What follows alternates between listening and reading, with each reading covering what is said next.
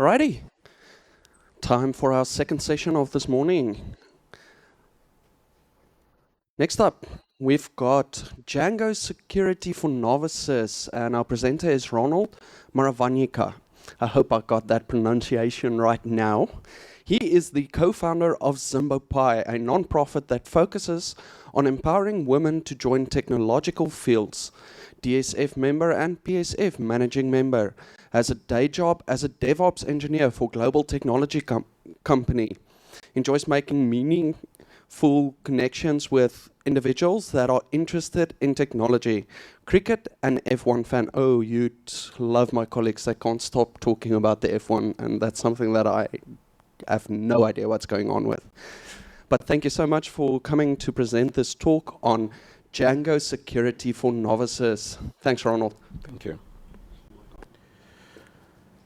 Hello, everybody. Thanks so much to the organizers of this conference. I know it was very difficult for them this year to get me here. So this talk is based on something that I stumbled upon when I was just starting. I was outside of the corporate sector, and it was just me working on this. So I realized after deploying this that I did a couple of things wrong, and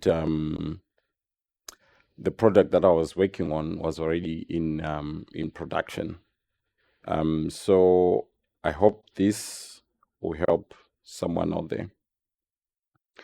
So we'll just take a look at what I will be talking about, potentially how you can sort of expose credentials involuntarily. We'll also talk about the generic Django admin, what might catch you there. Then we will talk the security aspects that are implemented by Django by default, which are called middleware. Then we'll also take a look at the best practices, and then we will close it out. So the Django developer core team, they work on security quite often. So if you take a look at the number of releases that they do, you see that there is a 25%, 26% security releases. In 2021, it was a bit higher. It was around 36%. But it got lower in 2022 to 25%. But on average, if you look at the past years, on average, they release security updates 26 more than other features. So for the Django core team, it's quite a priority for them. And I'm just happy that it's something that they take quite serious. You can also take a look at how you can raise security issues. They've got very good documentation of how you can do that. So once you start your project, Django admin start project, in this case, I just did a sample of a project called PyConsa. So that would be the generic structure that comes when you start a new project. And the thing that will get you here is your settings. Your settings is the thing that can compromise your project, right? And in the settings file, there are several settings that you need to take cognizance of. So the first thing is debug is equal to true. That is quite useful when you're in development. For obvious reasons, it will give you more details. But once you get into production, that's something that you want to turn off, because it may expose some credentials for you. And it's something that you do involuntarily, and most people forget to do this. And usually when you are in production, you don't have too many errors. So when you're doing your testing, you might not see that you have got debug set to true. The other thing that will get you, and Django has tried to make it clear, you can see it's labeled in bold there, security warning on the right side there. 2 security warnings, the debug is equals to true that I was talking about, and then the secret key. The other thing that I wish they would have added a comment in there is your database settings. That's a huge security risk, just as the security keys. So the security keys, you don't want to push that to source control, right? And it's a mistake that a lot of people do. They create the project, they create the app, and then immediately they push it to source control with the key completely visible. Someone can do harm to your project with the security key. Same as your database. Someone can have access to your database directly if you push that. But towards the end, we'll take a look at how you can sort of structure this into a more concrete solution. The other thing to mention is the allowed hosts. You might have your local development server and a domain that you'll be using for that. That's not something that you'd want people that are not admins to work on it. So the next thing that we'll take a look at is the default Django admin. Django admin, well, depending on who you are talking to, arguably you would want to turn it off. Django admin itself, it's very secure, but it's just your admins. And unfortunately, in this day and age, people still reuse their passwords. So it's something that you should really consider whether you want it or you can turn it off. But if you consider it, the first thing that you should do is to change the default URL. I see this on a couple of number of sites. You get to a site, then you just do a /admin, and then you are presented with the admin login. That's something that you don't want to do. Firstly, because one can easily see what language you use to develop your web application or your website. And then they can quickly look through the history to see the security fixes, and some people don't update their Django version, so it's something that they can use to enter into your system quite easily. So you need to change that URL to something else which is not /admin.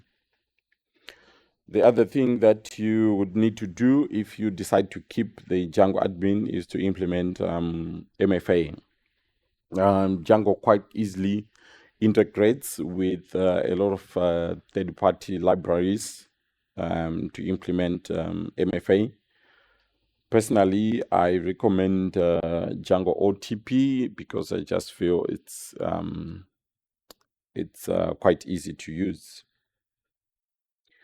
So MFA is just a good way, if you decide to keep the Django admin, to sort of add an extra layer of security.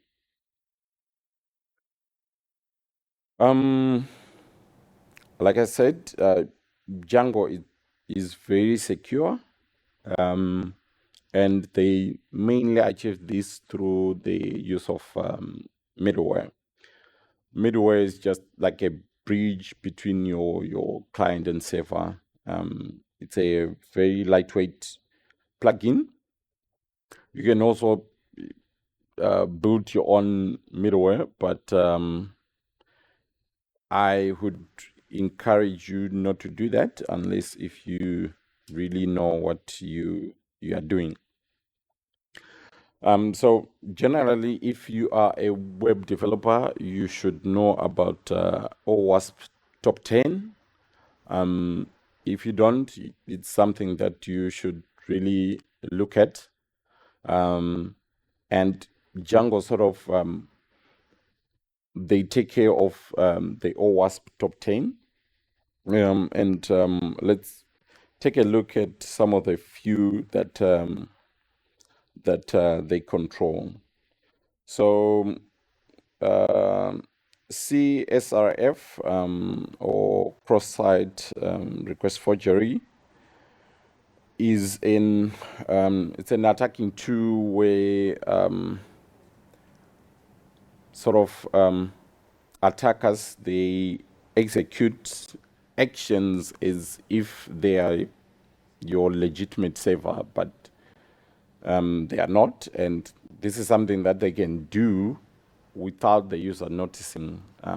They can ask you to change for your password, and you think that we are still in the same site. So Django takes care of that through using the CSRF view middleware.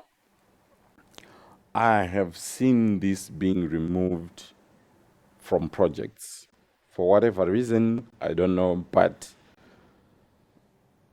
don't remove it. Just keep it there, even if you don't know what it does. Keep it there. The other common one is XSS or cross-site scripting. Basically, this is just an injection of a client side script. Usually that would be JS. Django also takes care of that. Unfortunately, for now, it's not on all the browsers. It's on some of the browsers. I'm hoping it will get to all the browsers, but the common ones, Chrome, Edge, Firefox, you name it, it's handled. Then clickjacking. Clickjacking is similar to phishing. Someone is just trying to make you click to somewhere where they will inject malicious things in there. Django also takes care of that. The middleware is called clickjacking. If you see it in the Django settings, don't remove it. Just keep it there. Okay, so after sort of seeing at how best you can structure your project, I looked around and there are third-party tools that you can easily use sort of to separate your settings and hide your security keys, because I just mentioned that you are not supposed to be showing them, but there is a way you can easily do it. I normally use a tool called .env. They've got a Django version of it, but I normally use just the Python.env version. And what you just do is you will create a .env file in your project root. If you don't know what that means, it just means where your manage.py file is. And then you put in your secrets in there. So that is your secret key, your database,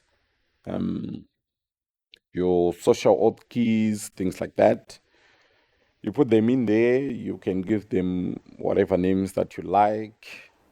And all you need to do is to go back into the settings file, and then you import the .env file, and then you load it to call your secrets. That's how you do it. You get it through the os.getEnv, and then you specify the name that you have named your secret key in the .env file. Then you need to add the .env file to your .gitignore file, so that it doesn't track within the source control. This can work well as well in your production environment. You can just add in your .env file and everything should work as normal.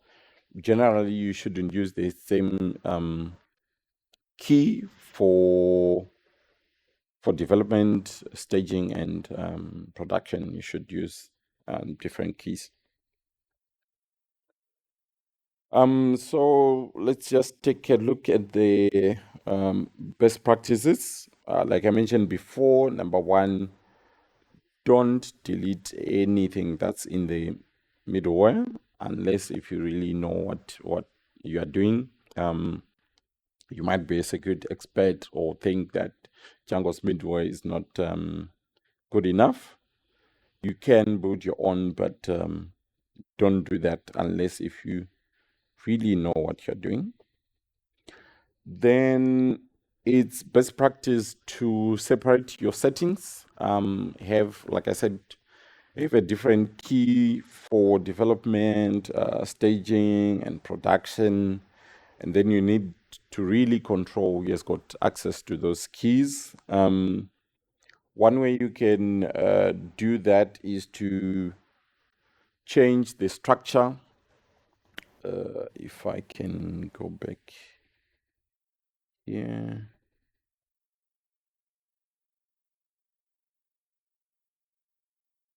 Just quickly go back here to the Django structure. Yeah, this one. So the settings file is it's just a file.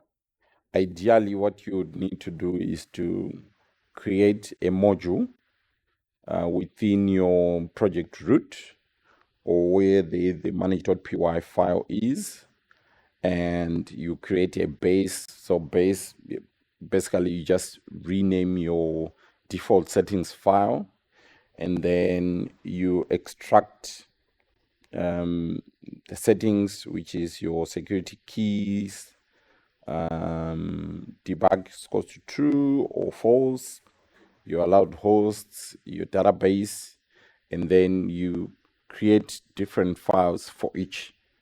The only thing you need to remember is to tell your manage.py which file to use, depending on your development environment. So there are tools that you can use for this. I sometimes like cookie cutter, but if you are new to it, it's something that's it makes your project look complicated because it just got too many files moving around. But it'll be a good starting point to use something like Cookie Cutter to do that. But that's outside the scope of this talk. Then change admin URL. I can't emphasize enough how important that is. You also need to quickly look at what Django is releasing and update your Django version. I know it's something that's difficult to do, but it's one of those things that you have to do. Then the last thing is a best practice. You need to hide your secret key. So people tend to do that as the second or third commit. But I had forgotten that that's in your history of your commits. So once you do that, it will stay there for forever, unless if you have to delete your repo. So just remember that.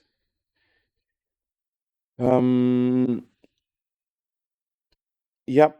So that's pretty much it. We have looked at how you should turn debugging. If you use Cookie Cutter, they have got like their little ribbon that's easier to know that debug is still on, but something that you definitely need to look at. And then we looked at Django admin. Personally, I think Django admin is secure. It's just the loopholes are your individuals that are using the Django admin. Hiding secrets, and I showed you how you can use .env to do that. Middleware, if you don't know anything about it, just don't touch it.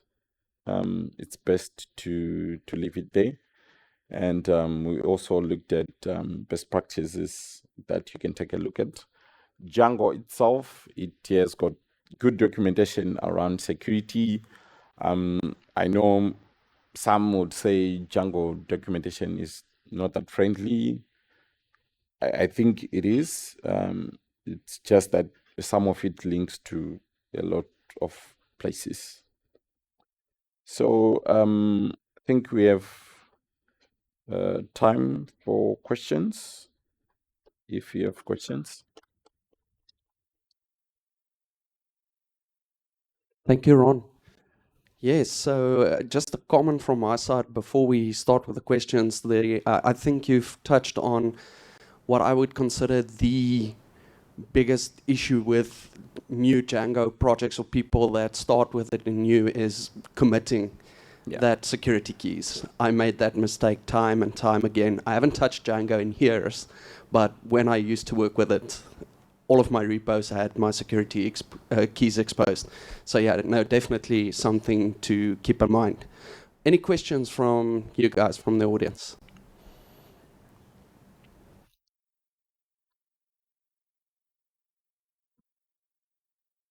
Yeah. So my first question is, in terms of, you didn't mention the SMTP settings. They tend to also have your passwords there. Any reason why?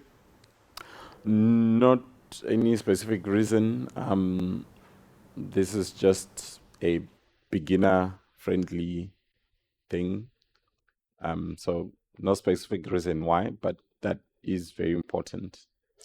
All right. Second question is, in terms of your .env file, which specifies your environment variables, what is the procedure there in terms of, for example, if you deploy your Django project on your server and someone manages to hack or access your server, and they can get access to that .env file? what could be the best way to mitigate that? That's quite difficult, right? I mean, if someone has got access to your server, probably they've access to everything. Yeah. So that's quite difficult. I don't know how to answer that question. All right, and then last one is in terms of your automated deployments these days Yeah. with things like Argo CD and all that. What is the best way to deploy with like setting up your env files? I mean, you want to push code directly into GitHub and you want to have your application running somewhere there. What's your recommendations for setting up credentials there in a secure way? I know you can use things like Vault or things. Any Yeah, hints there? well, I guess that depends on where you are hosting your project. If you're in the cloud, there are a number of tools that you can use. If you are on a VM, I think there are a lot of third-party tools that you can use as well, sort of to secure your .env files. Yeah, there are quite a lot of things that you can do there. But it all depends on where you're hosting your project. So not straightforward and simple, Not straightforward and simple. unfortunately. It's Yeah, like no. So if somebody it's- gains access to your server, you've got bigger problems than worrying about your .env file, definitely. Yeah. And yeah, I don't know. Does anybody have a recommendation of what they do in production for or to manage their .env files? I know I usually, when I set up a server, I load my .env and it never changes. So it's a one-time thing, logging into your server, loading your .env, and then still your CI/CD pipelines can deploy the code and rerun or reset up your environment or your folder structure without touching that .env. That's just what I would do. But I'm a novice. Any more questions? All right, thank you guys. We really appreciate it.